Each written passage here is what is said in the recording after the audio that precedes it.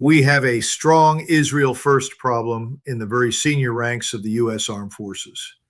And now you mentioned Hegseth, of course, I'm told, has been among the most vocal supporters of all this.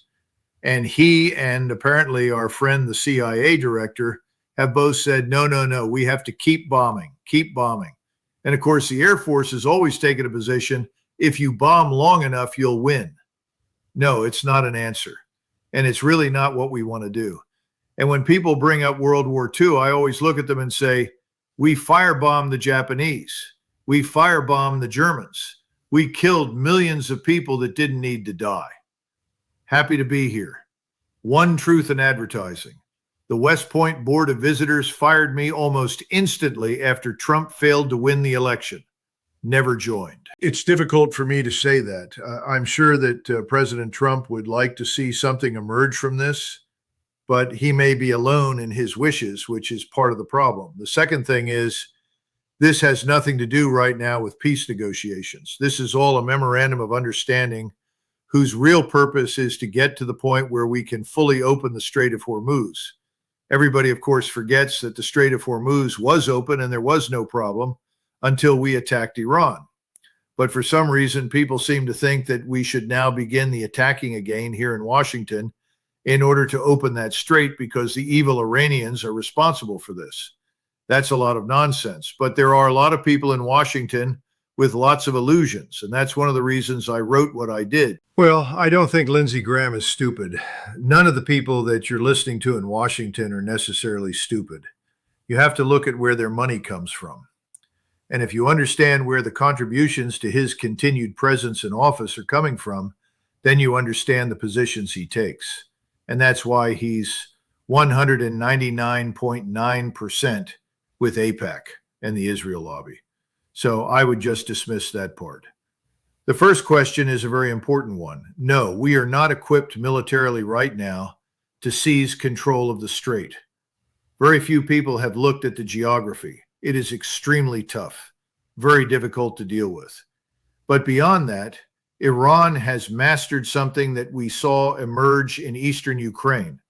We watched the Russians demonstrate it, but we don't seem to have paid any attention to it. And what the Iranians have done is that they have linked space-based surveillance, persistent surveillance, constant surveillance, with all the intelligence and reconnaissance platforms at their disposal to provide instantaneous targeting data to a multitude of weapon systems, mostly theater ballistic missiles, tactical ballistic missiles, all kinds of unmanned systems, anything that falls into the category of unmanned or standoff attack, to the point where anything that moves within 300, 400, 500 miles of the Iranian border is going to be picked up, monitored, tracked, and if necessary, targeted and destroyed.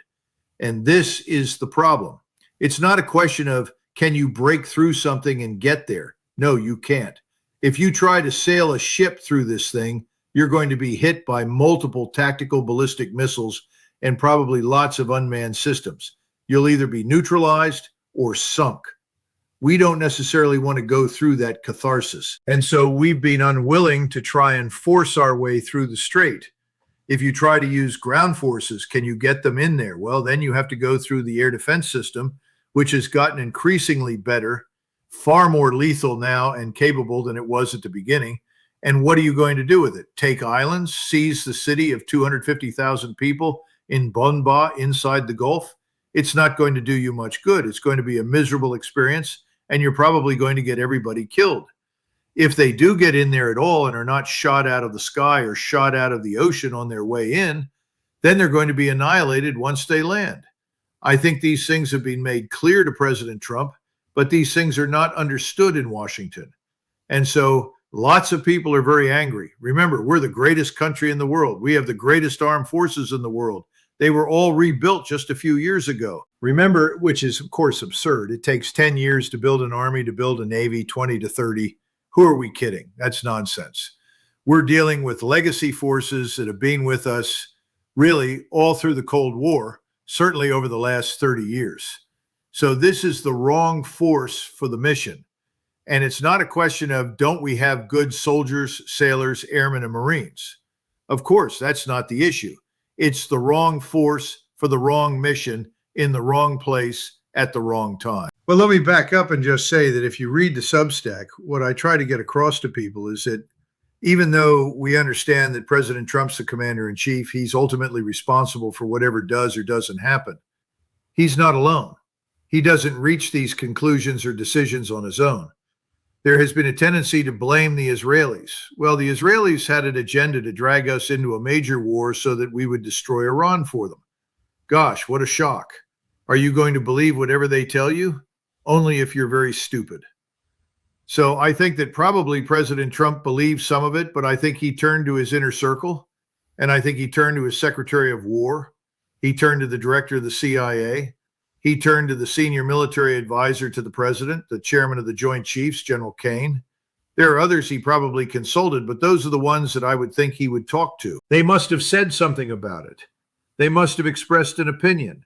My impression is they said, "Go for it, boss." And that's what's gotten us into this mess. Well, keep in mind that, first of all, the so-called Israel lobby, which consists of something much larger and more powerful than the simple lobby that we talk about, which is a few people and some think tanks in Washington.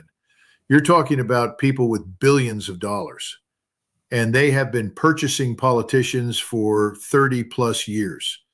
And they have poured a lot of money into politicians, and now they expect the politicians to perform. That's number one. We paid for you. We found you. We put you in office. Now you're going to do what we want. And we want the Greater Israel Project. Now, the Greater Israel Project is seen on a map, supposedly territorial conquest, but it's also part of making Israel the financial center of the world. So you're talking about international Jewish financial power, which is really behind everything and is driving everything. And it got control of the British Empire. When the British Empire ceased to be a major power, it got control of us. And right now they control Washington, which is what they want. And the United States Armed Forces are at their beck and call. All you have to do is go back over the last 10 years and look at all the CENTCOM commanders who made the little pilgrimage over to the Foundation for the Defense of Democracy and got on the stage there as 3 stars, sometimes earlier, to pay homage to Israel and declare their readiness to destroy the enemies of mankind, which are equated to the enemies of Israel. So all of these things are bound up together. So we have a strong Israel first problem in the very senior ranks of the U.S. Armed Forces. And now you mentioned Hegseth, of course, I'm told is among the most vocal supporters of all this. And he and apparently our friend, the CIA director, have both said, no, we have to keep bombing, keep bombing. And of course, the Air Force has always taken a position, if you bomb long enough, you'll win. Crazy. No, it's not an answer, and it's really not what we want to do. And when people bring up World War II, I always look at them and say, we firebombed the Japanese. We firebombed the Germans. We killed millions of people that didn't need to die. In fact, Curtis LeMay, who is the architect of the whole thing, turned to his staff in August of 1945 and said, well, we better win this war because if we don't, we'll all be tried as war criminals. I don't think that's what we want to do anymore. Now, let's give Donald Trump some credit. He said when he was in Versailles, something was very true. If we don't get this straight open, we could slide into a global depression. Correct. He is absolutely right. And we have been emptying our own strategic petroleum reserve, pouring it into other countries as well as into our own, and trying to keep the price of oil low. We're about to run out of that flexibility over the next few weeks. So one would think under the circumstances, it would be a tremendous sense of urgency. But he's got a problem. It's Israel. And you said, well, why would Israel want to put itself through this terrible experience? Well, this is about Israel's survival now. This is an extinction level event. If they don't win this war, if Iran is not destroyed, if it is not fragmented, divided, disintegrated, which after all is the same plan that we had for Zelensky in Russia, divide it up, break it up, destroy it, make it essentially whatever we want it to be. That failed in Ukraine. Now they're trying it in the Middle East. If it doesn't succeed and the war should end and we walk, what happens to Israel? Well, that's a very dangerous thing to do because they're dealing with other partners, or not partners, but states in the region that have access to nuclear weapons. The Turks have always known that if they needed a nuclear weapon, they could get it from Pakistan. And I think the Pakis have been very straightforward about saying to the Iranians, if you need this, we'll provide it. I can't prove that, but I rather suspect that's the case. I think the Islamic world is largely united now in its opposition and resistance to Israel. Well, the UAE is aligned with Israel and us. They're still trying to murder people in Gaza. They don't give a damn what happens to people in Gaza, which you would think under normal circumstances, as fellow Arabs and Muslims, they would care. They don't. Saudi Arabia? Well, Saudi Arabia is usually on all sides of all issues. But the bottom line is that none of the Arab states have any real military power. They have financial power. And right now you've got the Qataris and the Saudis working very hard behind the scenes to assure the Iranians they will get their money. We're not doing that. They are. And remember, we're not talking to them. We're not talking to the Iranians. We exchange notes, but that's it. There's no face-to-face discussion. So I don't hold out much hope for an agreement. And that's why in the paper that I wrote, I said there is a way to solve this. It's a military solution. Leave out. And the sooner we get out, the better, because the longer we're there, the more likely we are to be dragged back in. And that could result in catastrophe. That's a $60,000 question. That's why I think we should disengage and make it abundantly clear to everyone that we're leaving. I think we need to abandon this notion of ever going back into the Gulf because there's no way we can protect those countries. That's been clearly demonstrated. One of the things we need to do globally, not just in the Persian Gulf, is get people to get along with their neighbors. There's the Estonians, Latvians, Lithuanians would love to drag us into a war with Russia. They would love to play the Israeli role. We got to get out of this business of the tail wagging the dog. We have too many relationships like that. But there's something else that we need to keep in mind, and that is who has dominated this region of the world for most of the last 500 years. Come on, Anna, you know the answer. Okay, go ahead. There are two states over the last 500 years: Persia and Turkey. Israel is only a little more than 70 years old. Israel is regarded by everyone as an artificial construct. In fact, that's the way most people view the statelets in the Persian Gulf. These are artificial constructs, the creatures of British imperialism. Sykes-Picot created these creatures of British imperialism. Everyone in the region, if you talk to the elites, if you can get in to talk to them, they'll all say the same thing. Sykes-Picot is over. Well, if it's over and we leave, who runs the place? Ankara and Tehran. Now, they've already cooperated against the Kurds, and they're quite willing to cooperate in the future against the Kurds and others in Iraq. Northern Iraq was part of the Ottoman Empire. The Turks want northern Iraq. What's in northern Iraq? Oil. And what happens to Kuwait? What is this thing called Kuwait? Was there a Kuwait 500 years ago? No.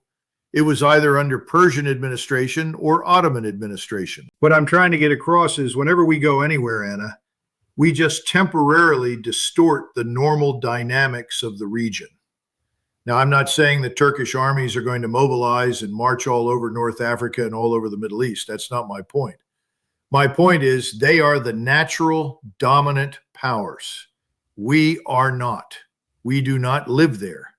Israel is an artificial construct. And for that reason, its founders were much more cautious than the people who are currently running Israel. They saw the boundaries. They understood the limitations of their power. And they did not delude themselves into believing that they could control the United States, its military power, in perpetuity. Now, right now, you and I know that in the United States, the polls have shifted decisively against the Israelis. So why is the Hill paying attention to anything the Israelis want? Is this not a republic? Is this democracy? I guess we've answered that question. It isn't.